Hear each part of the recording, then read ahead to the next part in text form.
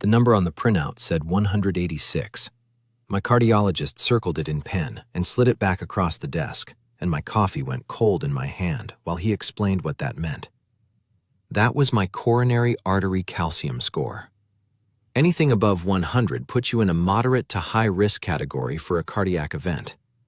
A score of 186 means there is measurable calcified plaque in the arteries supplying your heart. It means you have been building that plaque for years, probably decades, without feeling a thing. And it means the cardiologist starts a quiet conversation about whether a stent might eventually be in your future. I was 62 years old. I had not had a heart attack. I thought I was going in for a routine checkup. So why did I have a score that high while my standard cholesterol numbers looked, on paper, relatively acceptable? That question sent me down a 2-year reading project, and what I found is what I want to share with you today. There is no money in teaching you the cheap answer. The supplement aisle will sell you a $60 bottle of fish oil capsules and tell you it will clean out your arteries. The 10-minute cardiology appointment does not have time to walk you through the actual research. And so people like you and me sit in waiting rooms with circled numbers on our printouts and no real idea what changed them or what to do next. My name is Wayne Ellison.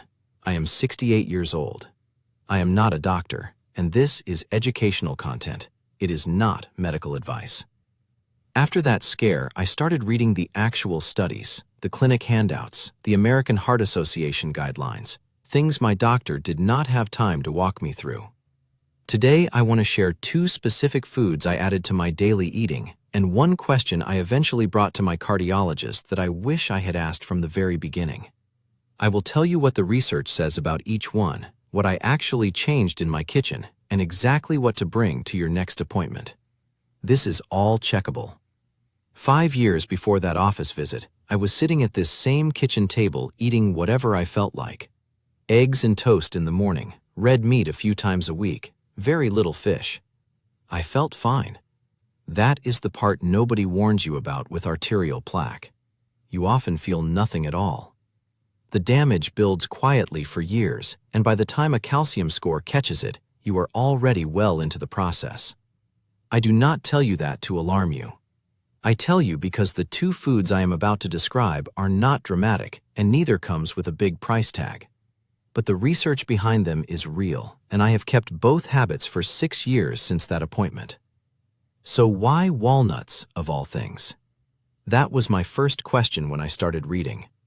Walnuts keep showing up in the cardiovascular research, and there are a few distinct reasons for that. The first is alpha-linolenic acid, which is a plant-based omega-3 fatty acid found in walnuts in meaningful amounts. The American Heart Association includes walnuts and other tree nuts in its heart-healthy diet recommendations, partly on the strength of that omega-3 content. The second reason is L-arginine. Walnuts are one of the better food sources of this amino acid. Your body uses L-arginine to produce nitric oxide, and nitric oxide helps the walls of your blood vessels stay flexible and relaxed. Stiff, inflexible arteries are harder on your heart over time. That mechanism shows up in the AHA literature and in the physiology research. The third piece is the polyphenol content. Walnuts contain compounds called elagitannins that the gut converts into something researchers call urolithins. The science on urolithins and vascular health is still developing, and I will not overstate it. But the broader picture of walnuts and cardiovascular outcomes has a solid evidence base. A large Mediterranean diet study that received NIH funding found that people eating nuts as part of a Mediterranean eating pattern showed meaningfully better cardiovascular outcomes compared to a low-fat diet control group. I mean, think about that for a second. A small handful of walnuts with breakfast compared to a $60 bottle of supplements, and the humble option is the one with the clinical backing. The other thing worth understanding is that those 3 components work together. Supplement companies will pull out the ALA and put it in a capsule. But the amino acids, the fiber, the polyphenols, and the omega-3 are all present in the walnut at once, doing different things through different pathways. That is part of why the research consistently favors the whole food over the isolated extract. Here is what I actually did. I stopped keeping crackers as my morning snack and started keeping a bag of raw walnuts in the cabinet, 1 ounce, which is about 14 halves.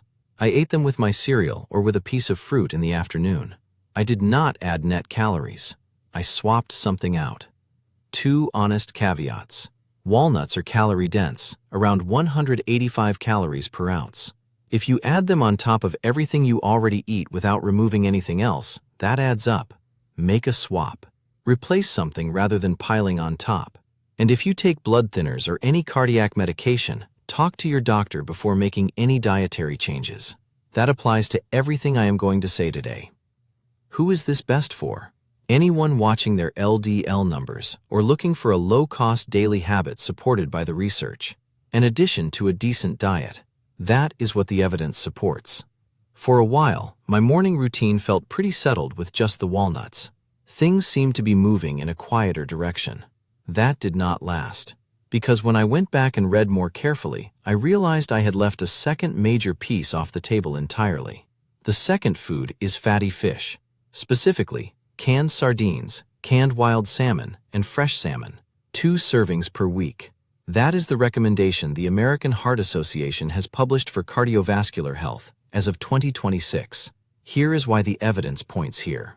Fatty fish contain EPA and DHA, which are the marine forms of omega-3 fatty acids. These are different from the ALA in walnuts. They are more bioavailable, meaning your body uses them more directly.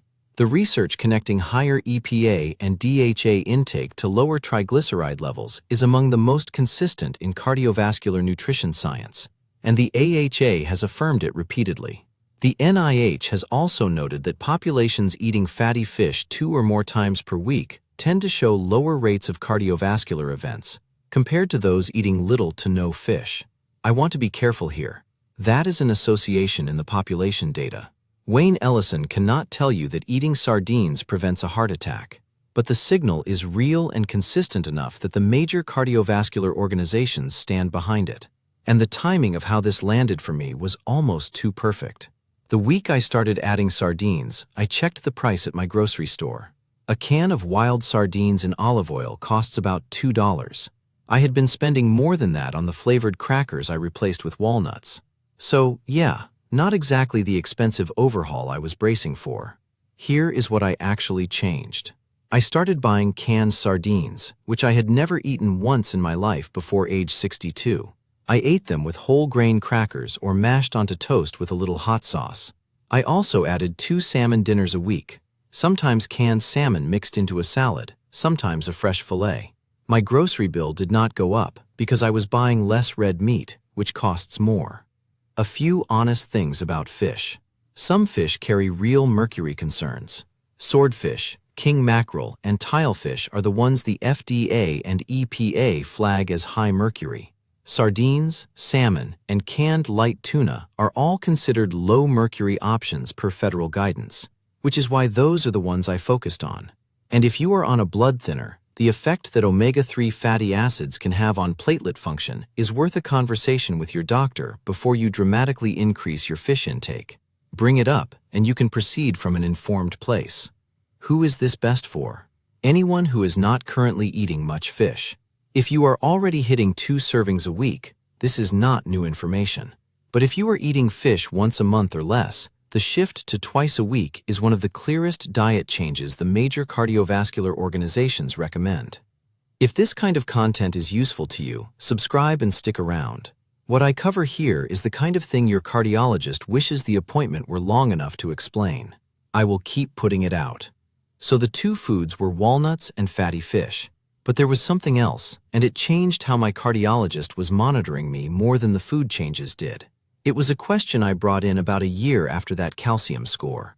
And it is the kind of question that gets a very different response from you, doctor, than the usual checkup conversation does. Here is the background.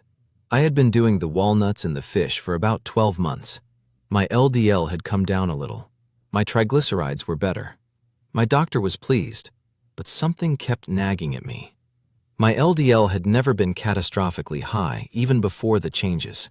So why did I have a calcium score of 186 at 62? The standard lipid panel had a gap in it. The story takes an unexpected turn from there.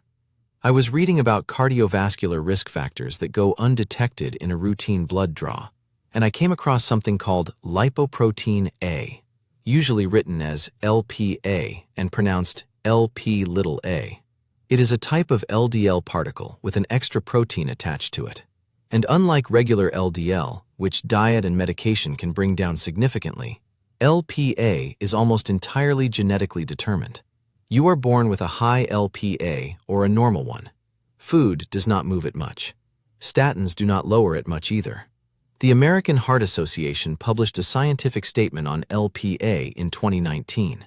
The European Society of Cardiology and the American College of Cardiology, as of 2026, both recommend that adults know their LPA at least once. An elevated LPA is an independent cardiovascular risk factor, meaning your LDL can look normal and your LPA can still be quietly raising your risk on its own.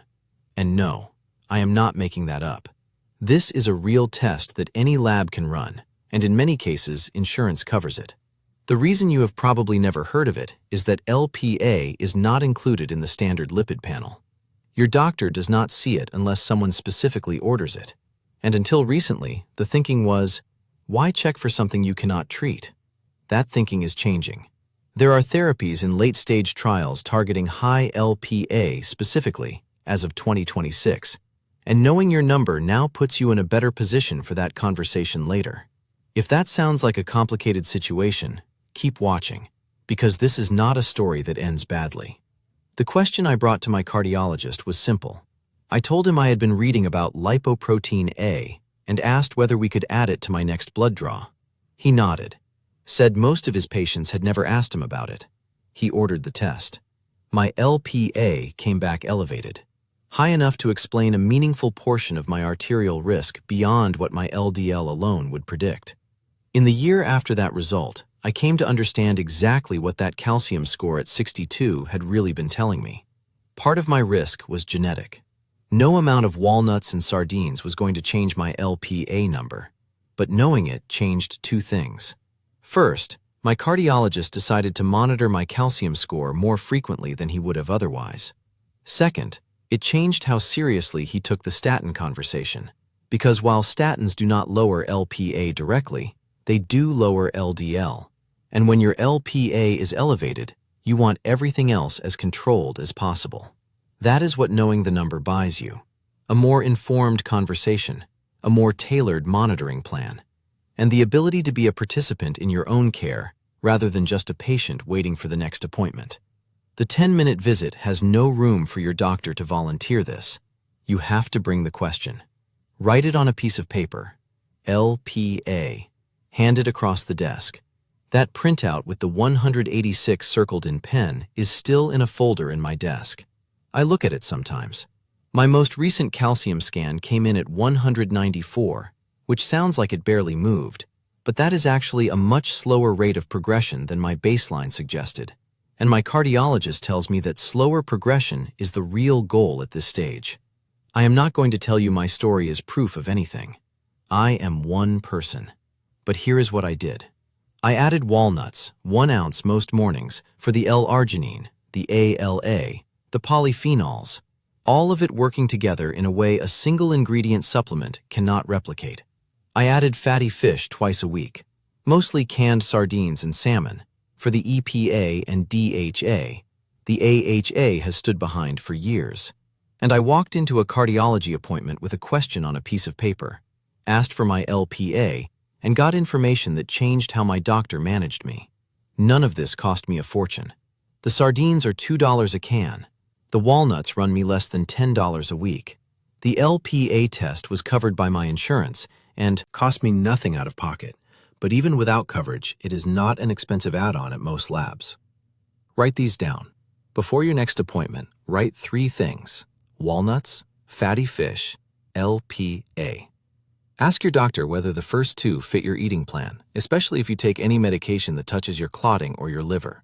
Ask your doctor to check your LPA if you have never had it tested. Bring the paper in. That is the move. If any of this was useful to you, subscribe And tell me in the comments what number you are trying to get down, whether that is cholesterol, blood pressure, or blood sugar. I read every comment, and it helps me know what to cover next. Thanks for spending time with me today.